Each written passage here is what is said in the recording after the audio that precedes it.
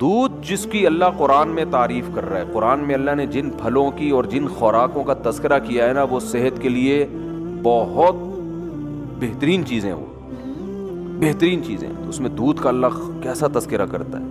اگر تازہ نہیں ہو تو پھر بوائل کرنا پڑے گا آپ کو، یہ بھی ذہن میں رکھیں، ایسا نہ ہو یہ گوالے دودھ دے رہے ہیں یہ کچا پینا شروع کر دیں، ان کو تو پتہ نہیں مینڈک نکال چھلنی سے کیا کیا نکالا جاتا ہے، لال بیگ اور مینڈک سب نکل کے ہمارے پاس آتا ہے۔ یہ جب چھانا جاتا ہے نا تو کچرا تو ہلکی چیز ہے، آپ سمجھتے اس میں یہ اس لیے چھانتے ہیں کہ تاکہ کچرا نکل جائے، یہ آپ کی حماقت ہے بھائی۔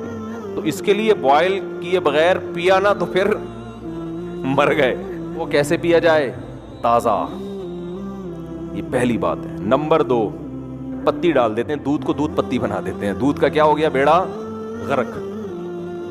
لوگ بڑے فخر سے کہتے ہیں ہم صبح 1 گلاس دودھ پیتے ہیں۔ پیتے کب ہیں؟ جب 2 پراٹھوں سے پیٹ بھر چکا ہوتا ہے ان کا، جب 2 پراٹھے کھا کے پیٹ ان کا کیا ہو چکا ہے؟ بولو، بھر چکا ہے۔ تو اتنا پھوڑنے کے پہ دودھ کا اثر نہیں ہوتا، تھوڑا بہت فائدہ ہوگا وہ تو تباہی ہے۔ ہم نبی کی سیرت میں دیکھتے ہیں کہ آپ صلی اللہ علیہ وسلم دودھ کیسے پیتے تھے۔ کیا پورا کھانا کھانے کے بعد پھر آخر میں 1 گلاس دودھ کا یا دودھ پیتے تھے؟ ایسا نہیں ہے۔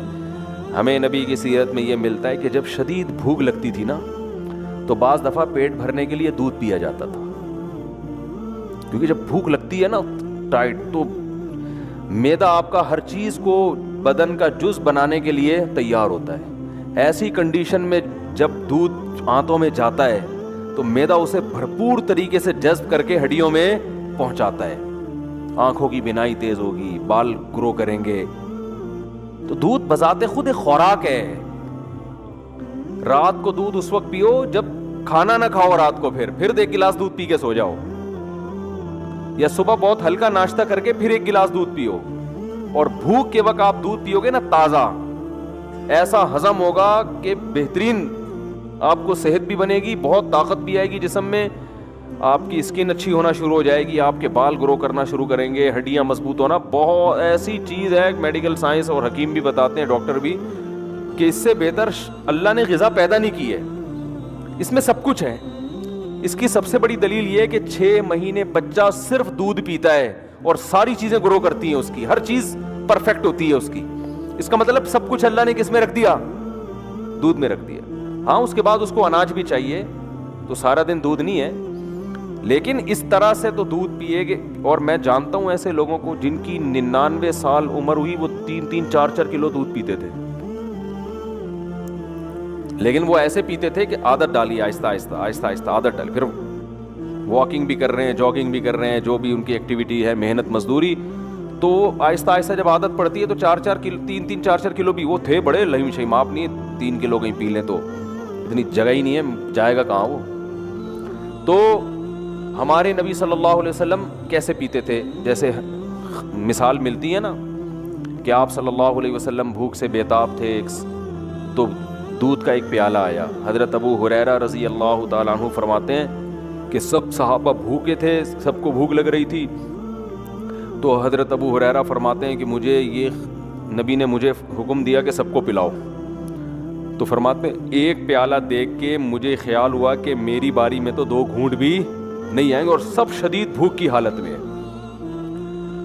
تو حضرت ابو ہریرہ نے پلانا شروع کیا، نبی کا معجزہ تھا، اس میں برکت ہوئی، وہ دودھ کا پیالہ ختم ہونے کا نام لے ہی نہیں رہا، سب نے سیر ہو کے پیا۔ پھر نبی نے حضرت ابو ہریرہ سے فرمایا پیو، یہ بالکل خالی پیٹ ہے، جب شدید بھوک سے نڈھال ہو رہے ہیں، اور اس وقت کیا پیا جا رہا ہے؟ دودھ۔ آپ نے حضرت ابو ہریرہ سے فرمایا پیو، فرماتے ہیں میں نے پیا، فرمایا اور پیو۔ بار بار پلانے کے بعد حضرت ابو ہریرہ نے فرمایا کہ قد شبعت، میں سیر ہو چکا ہوں، مزید پینے کی گنجائش نہیں ہے۔ اب سمجھ میں آیا دودھ کیسے پیا جاتا ہے؟ نہیں آ رہا میرا خیال ہے سمجھ میں۔ وہ پراٹھے کھا کے تھوڑی بیٹھے ہوئے تھے، یہ بریانی اور برگر کھا کے پھر تو وہ تباہی ہے، گیس پر آئے گا، پتہ نہیں جو دھماکے ہوں گے وہ آپ خود اس کے ذمہ دار ہیں، اس کا نہ گوالا ذمہ دار ہے نہ بھینس ذمہ دار ہے۔ لوگ کہتے ہیں نا دودھ پی کے پتہ نہیں کہ دھماکے شروع ہو جاتے ہیں۔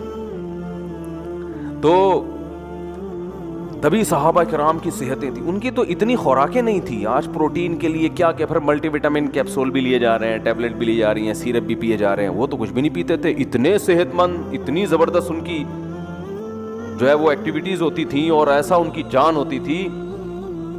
کیا ہے, کھجور کھا رہے ہیں, دودھ پی رہے ہیں اور جو, اور تو کچھ چوتھی چیز, کبھی انار کھا لیا, وہ بھی غریبوں کو میسر نہیں تھا, کبھی انگور کھا لیا, وہ بھی امیر لوگ نہیں کھاتے تھے. 3 چیزیں, کھجور, اناج میں جو, یہ جو جو کی روٹی ہے نا, یہ اناج میں یہ کھا رہے ہیں, کاربوہائیڈریٹ کی جو کمی ہے نا, کارب کی, وہ کھجور سے اور کس سے ہو رہی ہے, جو سے ہو رہی ہے. باقی سارے پروٹین ان کو کہاں سے مل رہے ہیں, دودھ سے مل رہے ہیں, اور تھوڑی بہت جو گندم میں اور کھجور میں رکھا ہوا ہے اللہ تعالیٰ نے, منرلز جو مل رہے ہیں ان کو وہ سارے کھجور سے مل رہے ہیں, آئرن وائرن, یہ اس ٹائپ کی جتنی چیزیں ہیں نا. تو بس یہ 3 چیزیں کھا رہے ہیں فٹ فاٹ. لیکن جب اچھا, ہمیں سیرت میں یہ بھی ملتا ہے صحابہ کی, کبھی انہوں نے دودھ بطور کھانے کے کھایا ہے, دودھ میں کچھ ملایا نہیں ہے, کچھ بھی نہیں ملایا, خالی دودھ. حتیٰ کہ ایک روایت میں آتا ہے کہ نبی کو دودھ میں شہد ملا کے پیش کیا گیا, آپ نے منع کر دیا. منع کرنے کی وجہ یہ تھی کہ مجھے دنیا سے رغبت نہیں ہے, یہ تو بہت ہی خوبصورت مشروب ہو گیا نا, تو دنیا سے بے رغبتی کی وجہ سے کہ 2 چیزیں ملا کے نہیں پیوں گا میں. جائز ہے دودھ میں شہد ملا کے, فائدہ مند بھی ہے, لیکن ہمارے نبی نے بہرحال ایک روایت کے مطابق نہیں پیا کہ خالی دودھ یا صرف شہد, دونوں کا کمبینیشن نہیں. تو ہم دیکھتے ہیں صحابہ کی سیرت میں بھوک لگ رہی ہے تو مکمل دودھ سے پیٹ بھرا ہے بس, اور کچھ بولو نہیں. آج کوئی ایسا کرتا ہے؟ بولتے کیوں نہیں کرتا بھائی, یہ کیسے ہو سکتا ہے خالی دودھ سے پیٹ بھر لے. دوسرا ہمیں یہ بھی ملتا ہے کہ صحابہ کرام نے بھوک کے وقت صرف کھجور کھایا پیٹ بھر کے. پیٹ بھرنے سے مراد وہ والا توند بھرنا نہیں جو ہم لوگ بھر رہے ہوتے, ہمارے حساب سے بہت کم تھا, یعنی جس کو وہ سمجھتے تھے کہ بہت کھا لیا. تو وہ جو سیر ہوتے تھے کھجوروں سے, اس کی بھی حدیث میں مثال ملتی ہے کہ آپ صلی اللہ علیہ وسلم بھوک سے شدید پریشان ہوئے, گھر سے نکلے, راستے میں حضرت ابوبکر ملے, وہ بھی بھوک سے شدید پریشان اور کھانے کو کچھ ہے نہیں. حضرت عمر ملے, وہ بھی بھوک سے شدید پریشان. یہ تینوں صحابہ گئے تو ایک صحابی کے جب باغ تھا اس میں گئے, تو انہوں نے جب ان کو دیکھا تو فرمایا کہ اتنا, ان کا کھجوروں کا باغات تھے ان کے, فرمایا اللہ کی قسم آج مجھ سے بہتر میزبان اس کائنات میں کوئی نہیں ہے, اور آپ سے بہتر مہمان اس کائنات میں, یعنی کوئی مہمان کسی کے گھر آیا ہو نا تو کچھ معزز ہوتے ہیں, کچھ ایسے ہی ہوتے ہیں, تو آج سے پہلے بھی آج کے بعد بھی اتنے معزز مہمان کسی کو اللہ نے نہیں دیے ہوں گے. بھائی سید الانبیاء اور ابو بکر اور عمر, اور کہا کہ اپنے فخر میں کہا کہ مجھ سے بہتر اس پوری زمین پہ آج کوئی میزبان بھی نہیں ہے جس کو ان جیسے لوگوں کی میزبانی کا موقع مل رہا ہے. اب یہ تینوں حضرات بھوک سے شدید نڈھال ہو چکے تھے, یعنی آپ اندازہ لگائیں نا کتنا صبر کیا ہوگا, اتنی شدید بھوک. تو ان صحابی نے کیا کیا, یہ نہیں کہ بھائی ہم ہوتے بھائی یہاں سے یہ لے آؤ, یہاں سے یہ, کوئی ہمارے یہاں بھوکا مہمان آ جائے آپ ادھر سے 3 برگر اٹھا کے لے آ, وہ ایسے وہ چانپوں کا آرڈر دیا ہوا ہے میں نے, وہ چانپے ہیں نا وہاں سے چانپے لے آ, تو ایسا کر نلی نہاری لے آ, مکھن کا تڑکا ضرور لگوا دینا اس میں, پورا ایٹم بم بنا کے نا, ٹھیک ہے. کام کیا ہے ان کے, کام کیا تھے, گھوڑوں پہ سوار جنگ لڑ رہے ہیں, دن میں بھی, راتوں کو پوری رات تہجد پڑھ رہے ہیں. اتنی ٹف ان کی زندگی, محنت مزدوری, ان کو تو بہت کچھ چاہیے تھا نا. اور ہمارا کام کیا ہے, کچھ بھی نہیں. ایک صاحب سے میں نے پوچھا آج کل کیا کہہ رہے ہیں, کہہ رہے کمال کر, میں نے کہا آج کل کیا کر رہے ہیں, کہہ رہے کمال کر رہا ہوں. میں نے کہا کہہ رہے جو کچھ نہیں کر رہا وہ کیا کر رہا ہے, کمال کر رہا ہے. وہ جاب کر رہا ہوگا زیادہ سے زیادہ, وہاں جائے گا تھوڑا سا کمپیوٹر میں انگلیوں کو ٹھش پش کر کے آ جائے گا وہاں پہ, اور 2-4 اس طرح کی ہلکی پھلکے ہی. اور ورک کسے کہتے ہیں, ہارڈ ورکنگ یہ ہوتی ہے کہ آپ اپنی گاڑی میں 1 گھنٹہ صدر پہنچے جا کے آپ نے کیا, ابے تو نے ہلا ہے نہیں, تو بیٹھا اسٹیئرنگ, دماغ تو تیرا تھک رہا ہے, کوئی فزیکل ایکٹیویٹی تو دماغ خراب ہو جاتا ہے ڈرائیونگ زیادہ کرنے سے. ویسے تو بیٹھا ہوا ہے زیادہ زیادہ, آج کل تو گاڑیاں بھی آٹومیٹک آ گئی ہیں, پہلے تھوڑا سا گیئر ویئر چینج کرنے میں مسل تھوڑے سے ہل جاتے تھے نا ادھر ادھر کے, وہ بھی نہیں ہو رہے. تو صحابہ کے کام بہت زیادہ, اور خوراک کیا دیکھیں, کبھی دودھ سے پیٹ بھر رہے ہیں, یہ ہلکی خوراک بولو نہیں ہے, یہ تو دودھ سے پیٹ بھر رہے تھے نا, یہ معمولی چیز نہیں ہے. یہ دودھ ان کی رگوں کو تر کر رہا ہے, ان کی جو جس چیز کی باڈی میں کمی ہوئی ہے اس کمی کو پورا کر رہا ہے. یہ فیٹ نہیں پیدا ہونے دے رہا. ملائی کھانے سے انسان موٹا ہوتا ہے, دودھ پینے سے موٹا نہیں ہوتا. یہ کولیسٹرول نہیں پیدا ہونے دے رہا. اور کبھی کھجور سے پیٹ بھر رہے ہیں. تو جو میزبان تھے وہ جو خوش ہوئے, تو اتنی شدید بھوک میں تینوں حضرات, تو انہوں نے کچھ بھی نہیں کیا. انہوں نے کیا کیا, اپنے درختوں سے تازہ کھجوریں توڑ کر تینوں مہمانوں کے سامنے رکھ دی. اب ہم شدید بھوک میں کسی کے گھر جائیں اور ہمارے سامنے کھجوروں کا برتن لا کے رکھ دیں, ہم کہیں گے بھائی تیرا دماغ خراب ہو گیا کہ رمضان میں افطاری کروا رہا ہے کیا تو ہم کو. میں یہ بتا رہا ہوں کہ ہماری صحتیں برباد کیوں ہو رہی ہیں. جو اصل خوراکیں تھیں اس کو ہم نے خوراک سمجھنا چھوڑ دیا ہے. ورنہ یہ اب ایسے بتا رہے تھے 2 کھجور ناشتے میں نا آئرن کی کمی کے لیے حکیم بتا رہے ہوتے ہیں, 2 کھجور ناشتے میں, زیتون کا 1 چمچ سوتے ہوئے, 11 بادام صبح, 3 بادام عصر کے بعد. میں ایک گاؤں میں گیا, ہم دورہ سرف کرنے جاتے تھے نا چمن میں, تو وہاں ایک گاؤں تھا, پرانا واقعہ ہے. تو میں دیکھتا تھا کہ وہ لوگ, ان کے ہاں خشک میوہ بہت ہوتا ہے, تو وہ اخروٹ کی پلیٹ رکھی ہوتی تھی, بادام کی پلیٹ رکھی ہوتی تھی, پوری پلیٹ کھا جاتے تھے بیٹھے بیٹھے. اور یہ جو بادام ہوتے ہیں نا پوری پلیٹ کھا جاتے تھے. میں کہتا تھا ہمیں تو بتایا گیا 11 بادام چھیل کے, یہ کیا ہو رہا ہے. لیکن ان کی صحتیں کیسی ہوتی تھیں, زبردست. وجہ اس کی ہے کہ بھائی وہی کھا لی, بس یہی کھا لیا, آج بادام ہی کھا لیا بس بہت ہو گیا, اور پھر محنت بہت کرتے تھے.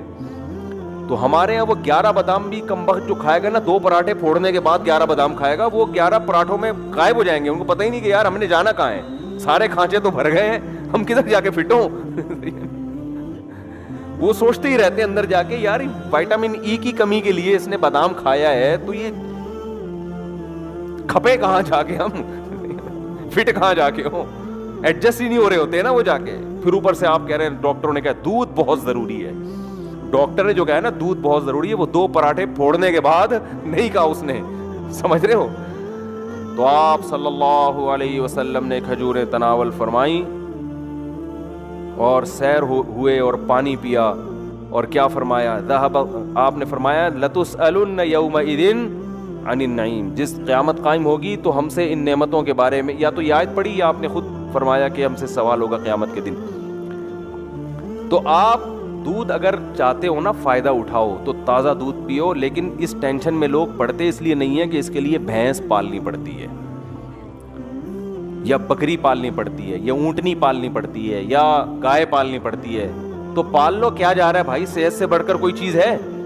اتنا پیسہ تم نے بحریہ ٹاؤن میں لگا دیا پلاٹ لینے کے چکر میں. یار ایک چھوٹا سا کچا پلاٹ لیتے, ایک بندے کو اجرت پہ بھینس دے کے رکھتے کہ یار یہ ہمارے گھر کا تازہ دودھ بھینس سے آئے گا, جو بچے گا وہ بیچ دیں گے اور تیری اجرت بھی یہیں سے نکلے گی, جو بکے گا اسی سے تیری تنخواہ, یہ گوبر شوبر تو نے صاف کرنا ہے. تو اس میں کیا جا رہا ہے. لیکن اصل بات یہ کہ صحت کی فکر نہیں ہے, دل اٹکا ہوا ہے اس سریے میں جو آپ کے مکان میں ڈالا جائے گا. جو ہڈیوں میں سریا ڈالنا, تو دودھ جو ہے نا آپ کی ہڈیوں میں سریا پیدا کرتا ہے, وہ بالکل غافل ہو گئے ہیں اس سے. وہ سمجھ رہے ہم جیسے ہیں قیامت تک ایسے ہی رہیں گے. وہ جب بحریہ ٹاؤن میں آپ کا گھر تیار ہوگا نا, آپ کی ہڈیوں میں ٹک ٹک کی آوازیں آ رہی ہوں گی اس وقت. ایک صاحب میرے پاس آئے, کہہ رہے یار پتا اچھا بھلا تھا, میں پتہ نہیں اب سردے سے اٹھتا ہوں تو 2-3 ٹک کی آوازیں آتی ہیں. کہہ رہے پہلے تو میں ان کا یہ نہیں کوئی کہنا چاہ رہے تھے, پہلے میں سمجھے دائیں بائیں سے کہیں سے آ رہی ہیں, تو پتہ چلا کہ اپنے گھٹنے سے آ رہی ہیں یہ. تو میں نے کہا بس اب ایک گھٹنے سے آئی ہیں, اب اس کو صحیح کرنے میں لگو گے تو تھوڑے دنوں میں دوسرے گھٹنے سے بھی ٹک کی آواز آنا شروع, اور پھر کمر سے بھی ٹکا ٹک کی آوازیں آنا شروع ہو جائیں گے. پھر میں نے کہا چیئر لا کے بیٹھ جاؤ گے تھوڑے دنوں میں یہاں پہ. تو وہی ہے, صحتوں کی ایسی کی تیسی کر کے چھوڑی ہوئی ہے, پھوڑتے جا رہے ہیں.